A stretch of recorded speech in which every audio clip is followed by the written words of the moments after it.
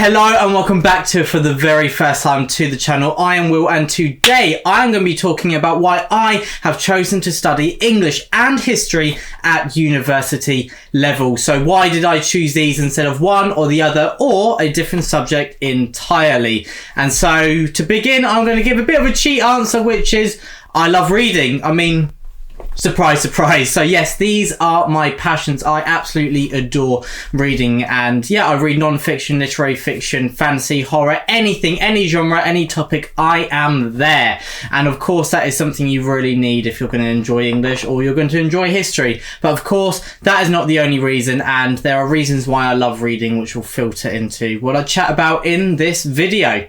So at their core, these are subjects that have a huge overlap. I love English and I love history, and I love how one influences the other and kind of the very interesting dynamic relationship that they have, because history, the events of time, they really do affect literature and vice versa. Because history, there's, I guess, a few different definitions, but I'd say that is really the study of kind of change and evolution over time, covering all aspects of kind of society and everything that has occurred during those periods that we're looking at.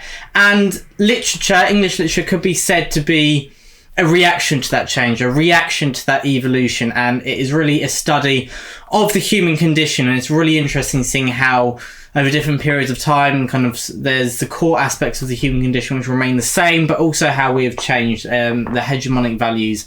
And yeah, I really enjoy kind of studying kind of that evolution of society and how kind of our perspective has changed over time. And especially as now we have such a huge kind of overwhelming amount of sources to look back on history, where we're at a very kind of privileged time, where many centuries ago or a few centuries ago there would have been very limited sources on what we could see about the past. And so from The Hobbit being about friendship and purpose, and as well as being inspired by certain mythologies, to Cormac McCarthy's Blood Meridian, which is deconstructing Manifest Destiny, to Joe Abercrombie's Age of Madness fantasy trilogy, which is heavily inspired by the French Revolution. We have these books of literature which, many of the themes, as I have said before, they really look at the human condition, but they're also inspired by history. And I love how kind of, whilst reading these books, you learn about history at the same time. And so yeah, you don't just have to read non-fiction to learn about history. You can read fiction and it won't be kind of an authentic, 100% authentic representation of what happened in that period.